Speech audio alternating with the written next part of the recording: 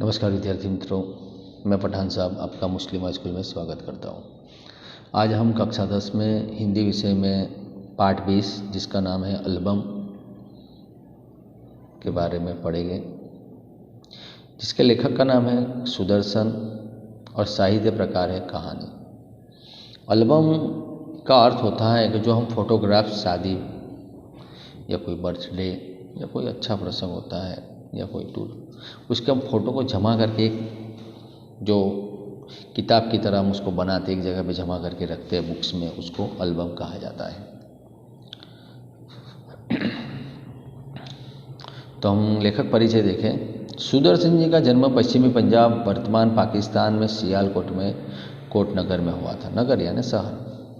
तो सुदर्शन जी का जन्म है पश्चिमी पंजाब, जो हाल में आज के समय में वो पाकिस्तान में वो प्रांत पंजाब का हिस्सा है।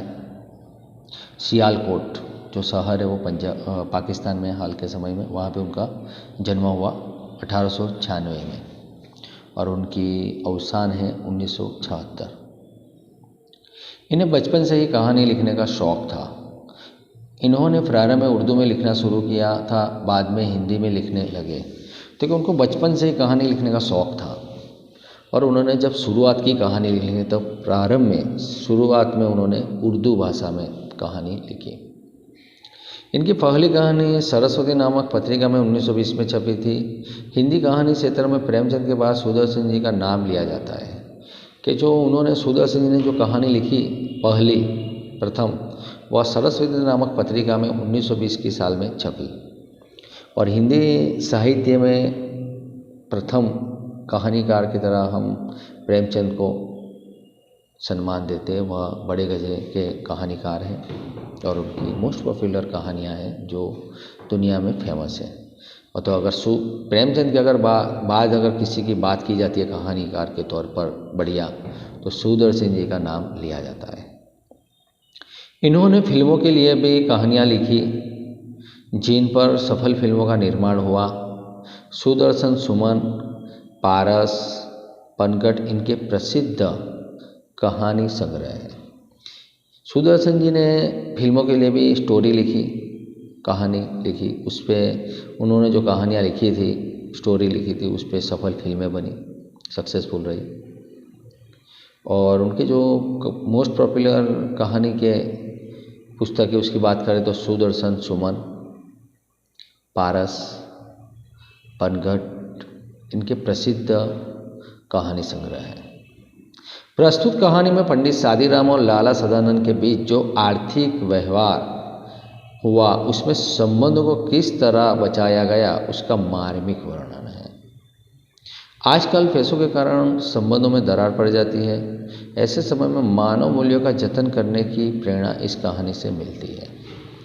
विद्यार्थी मित्रों, हम जानते हैं कि इंसान के अगर दुश्मनी पैदा करता है, संबंध टूटते हैं, तो उसमें अगर हम देखें तो मूल कारण होता है पैसा, रुपया। वही होता है। अगर हम उसकी तहकीक करते हैं तो पैसों के लिए संबंध भाई भाई के बीच में ख़राब होता है और पैसा ही लड़ाई झगड़ा फसाद की वजह बनता है। और आज के समय में तो बहुत कुछ ऐसा हमें देखने को मिलता है। आज इंसान की मानवता मर मिटी है, बहुत कम मानवता देखी जाती है सिर्फ किताबों में। और हम देख रहे हैं आज के हालात में, हम समाज में, देश में सब कुछ देख रहे हैं कि मानवता कहाँ पे जाके विराजमान है।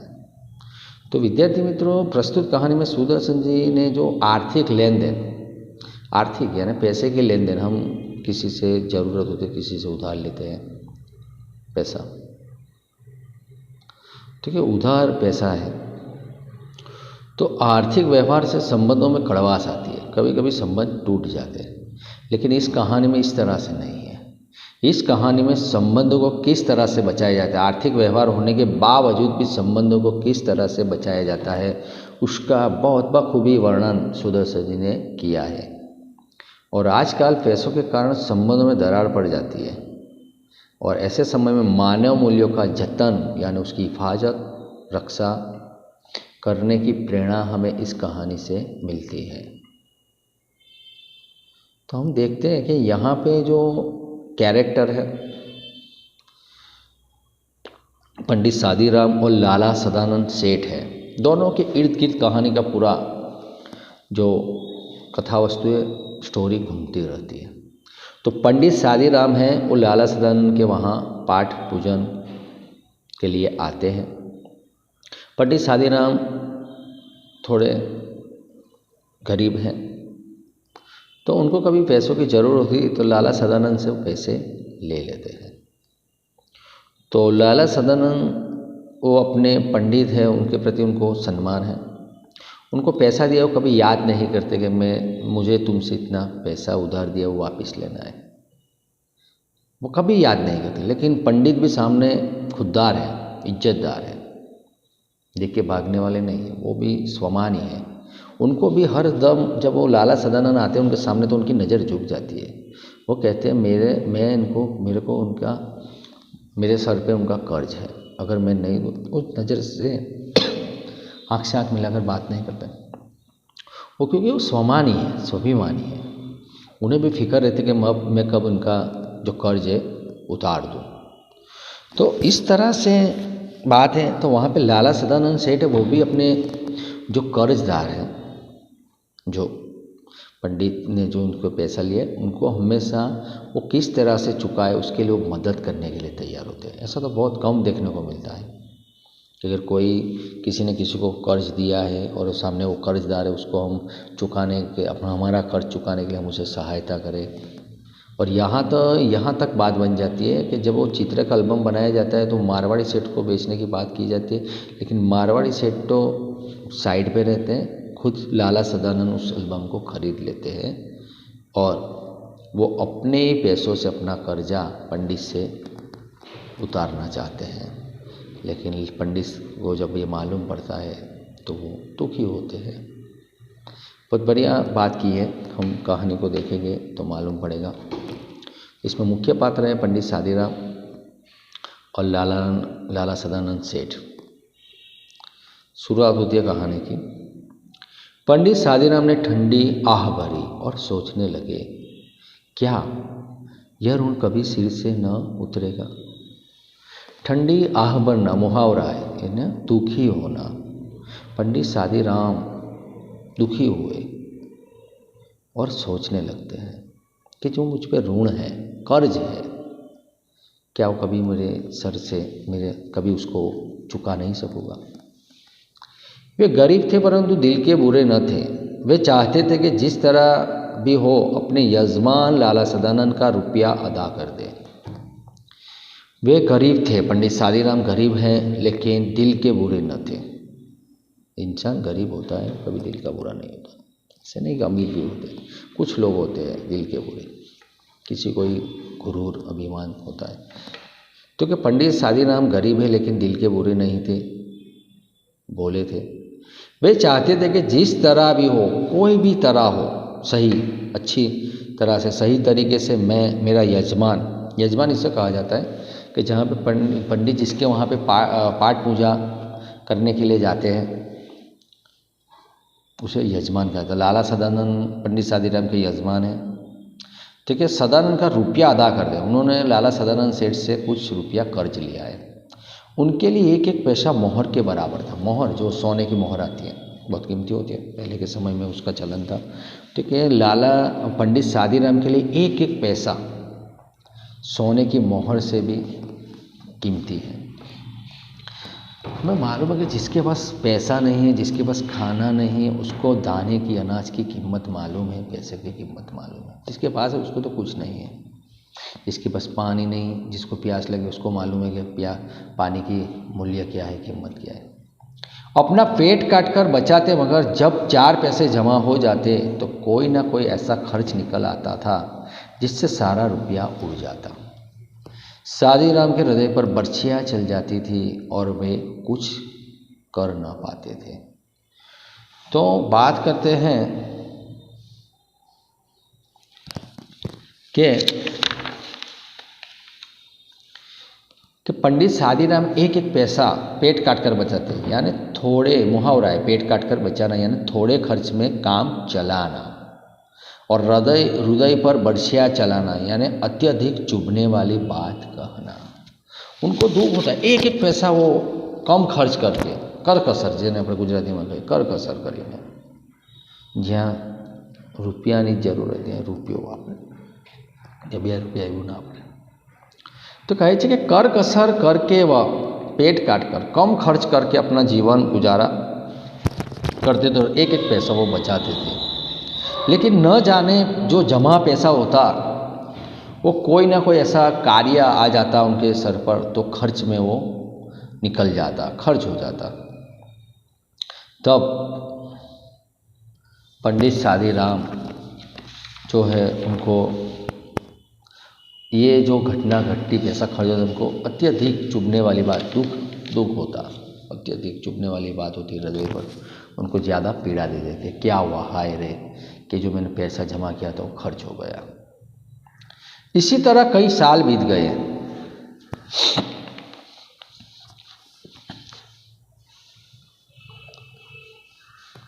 तो क्या इसी तरह कई साल बीत गए। शादीराम ने पैसा बचाकर 80 रुपये जोड़ लिए।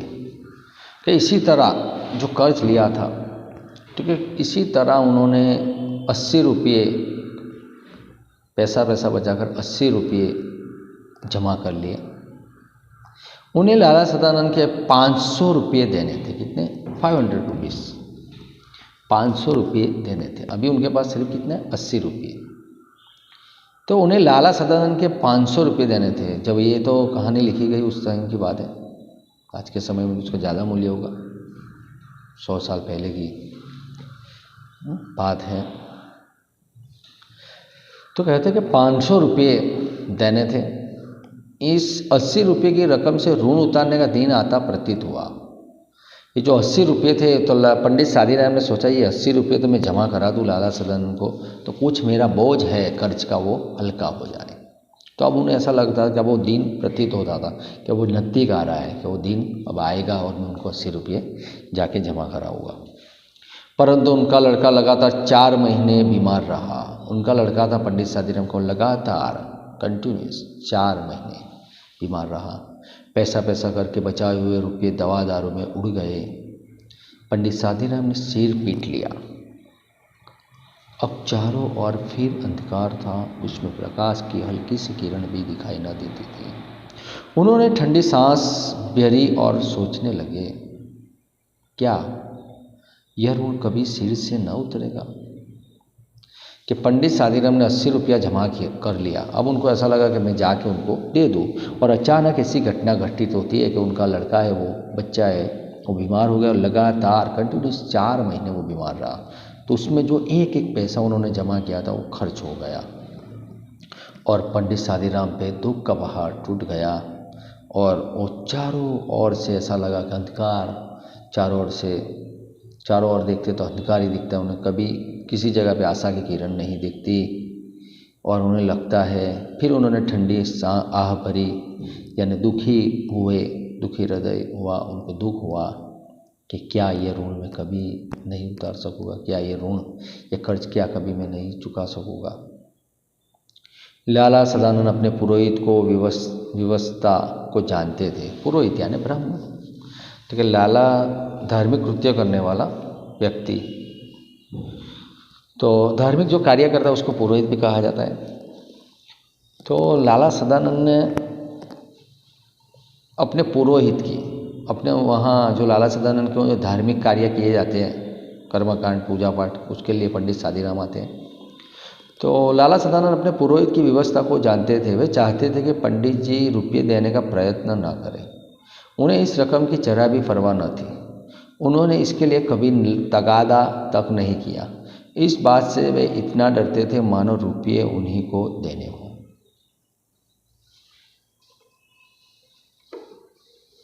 तो सोचो कि पंडित यहाँ पे जो जिसने कर्ज दिया है, पैसा दिया है, उसका भी आप देखो कैरेक्टर के किस तरह से है।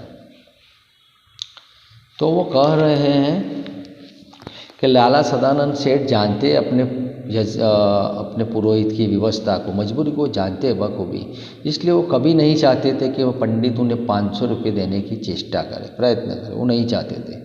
उन्हें वो चाहते थे कि वो राशि की कभी उन्होंने राशि यानी वो 500 रुपये की उन्होंने कभी परवाह नहीं की। वो कभी याद ही तगादा यानी याद कराना, कभी उन्होंने याद नहीं किया कि पंडित तुम्हें मुझे 500 रुपये देना है। जब भी वो कर्मकांड के लिए आते तब वो जो उनको देने का होता है पंडित को, ब्राह्मण को, वो दे देते थे। लेकिन कभी उन्होंने ऐसा नहीं किया कि मैं तुमसे 500 रुपये लेने के हैं, मेरा कर्ज है तुम पे, मैं लाओ अभी नहीं दूंगा, ऐसा नहीं। वो चाहते थे कि पंडित कभी देने का प्रयत्न ना करें। उन्हें इतनी 500 रुपये की कोई परवाह नहीं थी, फिक्र नहीं थी, और वो वही चाहते थे। इस बात से वह इतना डरते थे। लाला सदानंद ने 500 रुपया पंडित सादीराम को दिया है, फिर भी लाला सदानंद को इतना डर लगता था कि जैसे रुपया उन्हीं को चुकाना है। देखो यहाँ पे ये जो ऋणदाता है, जिसने ऋण दिया है, कर्ज दिया है, वो इतना डरता है। अगर पंडित से याद कराऊंगा और उससे लूँगा तो ऐसा सोचते जैसे मुझको देने, इतने उनको डर लगता था, इसलिए कभी याद नहीं करते थे। सादीराम के दिल में भी शांति न थी। वे सोचा करते कि ये पैसे, ये कैसे भले मानस हैं जो अपनी रकम के बारे में मुझसे बात तक नहीं करते। कि सादीराम है, वो सामने भी वो कैरेक्टर इतना बढ़िया है कि वो भी पंडित सादीराम भी इतने भलमन सही आदमी है, और वह भी ऐसे ही कैरेक्टर, वो इतनी, उनको दिल को भी सुकून नहीं है, शांति नहीं है। वे सोचा हमेशा करते थे कि ये कैसे भले मानस है। भले मानस यानी भला आदमी, ये कैसा भला आदमी है जो अपने रुपया उसने मुझे दिया है कर्ज, कभी याद भी नहीं करते, उसके लिए कभी वो जिक्र भी नहीं करते, बात भी नहीं करते। खैर ये कुछ नहीं कहते तो कहते सो तो ठीक है, परंतु इसका तात्पर्य थोड़े ही है कि मैं भी निश्चिंत हो जाऊं। देखो पंडित सादीराम खुददार व्यक्ति है। हाँ, अगर आज का कोई इंसान हो ठीक है, चलो वो नहीं मांग रहा था, कहाँ देने की ज़रूरत है, टेंशन नहीं, और ज़्यादा ले लेगा उससे, नहीं मांगता तो। अगर इंसान देखते तो हम उसके सामने भी नहीं आता और फिर और ज़्यादा ले लेगा। लेकिन यहाँ पे ऐसा नहीं। पंडित सादीराम सोच रहे कि वो नहीं याद करते तो कोई बात नहीं, लेकिन मैं भी कैसे निश्चिंत हो जाऊँ, मुझे फिक्र रखनी है। उनको कर्ज मैंने उनसे लिया है, पैसा मुझे अदा करना है, मेरी तरफ इनका रुपया निकलता है, मुझे देना ही चाहिए।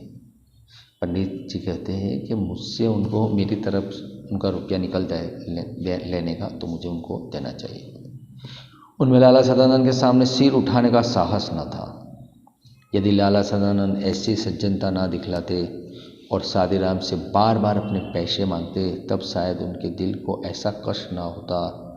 हम अत्याचार का सामना सिर उठाकर कर सकते हैं, परंतु भलवंत सिंह के सामने आंखें नहीं उठती।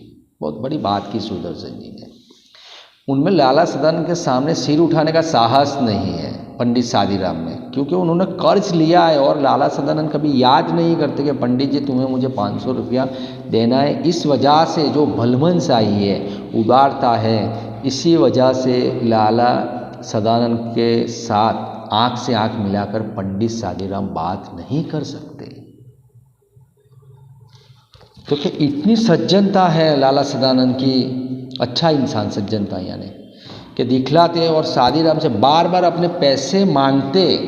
पंडित सादीराम कहते अगर बार बार मुझसे वो पैसे मांगते, सज्जनता नहीं दिखाते, अच्छा ही नहीं दिखाते, और बार बार मुझसे वो पैसे मांगते, तो शायद मेरे दिल को इतना कष्ट तकलीफ ना होती। लेकिन वो पैसे नहीं मांगते, याद नहीं करते, इसलिए मुझे ज़्यादा पीड़ा होती है।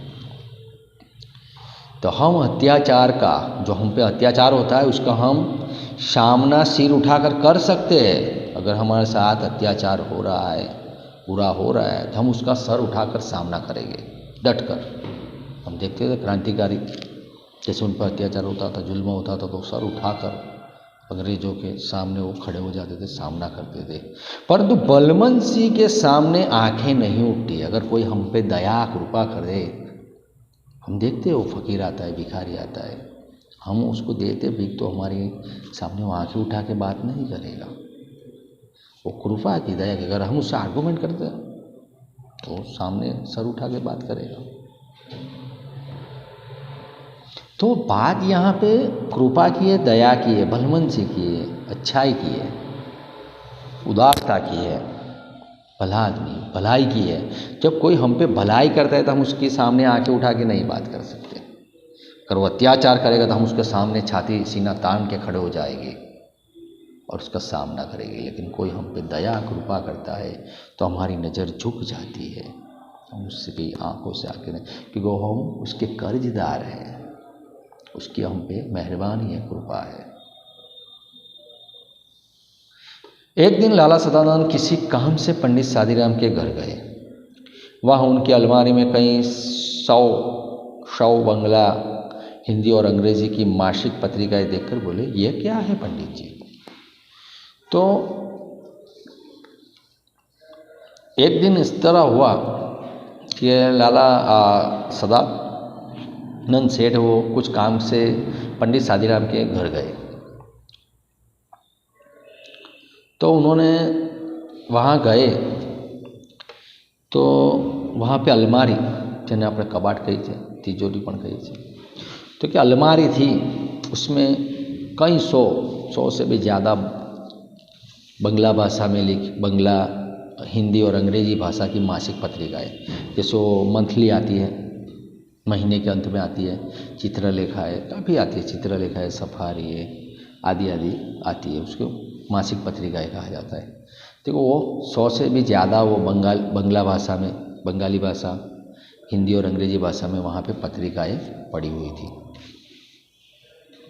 ये क्या है पंडित जी? ऐसा लाला सदानंद ने सवाल किया। पंडित सादीराम ने उत्तर दिया, पुरानी पत्रिकाएं हैं, बड़े भाई को पढ़ने का शौक़ था, वही ये पत्रिकाएं मंगवाते थे। वे जब जीवित थे तो किसी को हाथ न लगाने देते थे, अब इन्हें कीड़े खा रहे हैं, कोई पूछता भी नहीं। तो पंडित जी ने जवाब दिया कि सेठ जी ये पत्रिकाएं हैं कि मेरे बड़े भाई थे, उनको शौक़ था पढ़ने का, तो वो मंगवाया करते थे, लेकिन अब बड़े भाई इस दुनिया में नहीं रहे, उनका अवसान हो गया। जब वो जीवित थे तब किसी को हाथ भी नहीं लगाने देते थे, अब इसे कीड़े खा रहे हैं, कोई उसे पूछता भी नहीं, कोई उसकी तरफ नज़र भी नहीं डालता, देखता भी नहीं है। रद्दी में क्यों नहीं बेचते थे? तब सदानंद जी ने कहा, लाला सदानंद ने, कि पंडित जी ये पुस्तकें को तुमने इस तरह से अलमारी में क्यों जमा करके रखे, उसको रद्दी में बेच दो। तो पंडित जी ने जवाब दिया, इनमें चित्र है, जब कभी बच्चे रोने लगते हैं तो एकाध निकाल कर दे देता हूँ, इससे उनके आंसू थम जाते हैं, इसलिए रद्दी में नहीं बेचता। देखो ये हर किसी का कोई चीज़ का इस्तेमाल करने का तरीका अलग होता है। यहाँ पे उनके भाई तो पढ़ते थे, उससे नॉलेज लेते थे, और यहाँ पे पंडित सादीराम को शौक़ नहीं है पढ़ने का, लेकिन वो रद्दी में नहीं बेचते पुस्तकों को, वो पत्रिकाएँ को। जब उनके बच्चे रोते हैं तो कि इनमें चित्र है, फोटोग्राफ से, मेरे जब बच्चे रोते हैं तब मैं एक आध उसमें से निकालता और बच्चों को दे देता, तो पलटता है उसके पन्ने और उसमें चित्र देख के रोना उसका बंद हो जाता है। इस तरह से इसलिए मैं उसे रद्दी में बेचता नहीं, और इस तरह से बच्चे का रोना चुप हो जाता है, इसलिए उस काम में पंडित जी इसका इस्तेमाल करते हैं। लाला सदानंद ने आगे बढ़कर कहा, 2-4 पत्रिकाएं दिखाइए तो जरा देखें इनमें कैसे चित्र है। लाला सदानंद ने कहा, पंडित जी मुझे 2-4 पत्रिकाएं दिखाए, इसमें जो चित्र है किस तरह के हैं। पंडित सादीराम ने कुछ पत्रिकाएं दिखाई, हर एक पत्रिका में कई सुंदर और रंगीन चित्र थे। लाला सदानंद कुछ देर तक उलट पलट कर देखते रहे। सहसा उनके मन में एक विचार उठा। वे बोले, ये चित्रकला के बढ़िया नमूने हैं, अगर किसी शौकीन को पसंद आ जाए तो आप 1000-2000 रुपये बड़ी आसानी से कमा सकते हैं। तो लाला सदानंद ने 2-4 पत्रिकाएं ली पंडित जी से और उलट पुलट कर उसके पन्ने देखा, और सहसा यानी अचानक उनके दिमाग में एक विचार आया, और वो पंडित जी से बोले कि ये तो चित्रकला के बड़े नमूने हैं, इसमें जो फोटोग्राफ से चित्र है वो चित्रकला के बड़े नमूने हैं, अगर इसका अगर ये किसी शौकीन को पसंद आ जाए तो हमें आराम से 1000-2000 रुपये मिल सकते हैं। पंडित सादीराम ने एक ठंडी सांस भरकर कहा, दुखी हृदय से कहा, ऐसे भाग्य होते तो ये धक्के ना खाता फिरता। पंडित ने दुखी हृदय से कहा, पंडित जी ने सदानंद से, सेठ से, कि अगर ऐसा नसीब होता तो मैं ये धक्के नहीं खाता, ये फेरे नहीं करता। लाला सदानंद बोले, एक काम करें। क्या? आज बैठकर जितनी अच्छी अच्छी तस्वीरें हैं सबको अलग छांट लें। बहुत अच्छा। तो लाला सदानंद ने उनको सलाह दी, पंडित जी आज एक काम करें, आप बैठे, आपको जब समय हो तब इसमें से अच्छे अच्छे चित्र उसको अलग निकाल लें, काट ले, उसका कटिंग कर लें। जब यह कर चुके तो मुझे कहलवा दे, आप क्या करेंगे? मैं एक एल्बम बनाऊंगा और आपकी तरफ से विज्ञापन दे दूंगा। हो सकता है यह विज्ञापन किसी शौकीन के हाथ पड़ जाए और आप 2-4 पैसे कमा लें। तस्वीरें बहुत बढ़िया है। तो उन्होंने कहा कि जब आप चित्र जमा कर ले तब मुझसे संदेशा कहलवा देना, मैसेज। मैं तो कि आप क्या करेंगे? पंडित जी ने कहा। तब लाला सदानंद ने कहा, मैं उसका एक एल्बम बनवाऊंगा और आपके नाम से एक विज्ञापन यानी जाहिरात, एडवर्टाइज, कि मैं अखबार में दूंगा और कोई शौकीन कोई अगर पसंद आ जाता है तो आप 2-4 पैसे कमा सकते हैं। तस्वीरें बहुत बढ़िया है, तस्वीरें बहुत बढ़िया है, बहुत अच्छी है। तो विद्यार्थी मित्रों, यहाँ तक हम आज कहानी को देखा और जो आगे की कहानी नेक्स्ट वीडियो में हम उसको देखेंगे। नमस्कार विद्यार्थी मित्रों।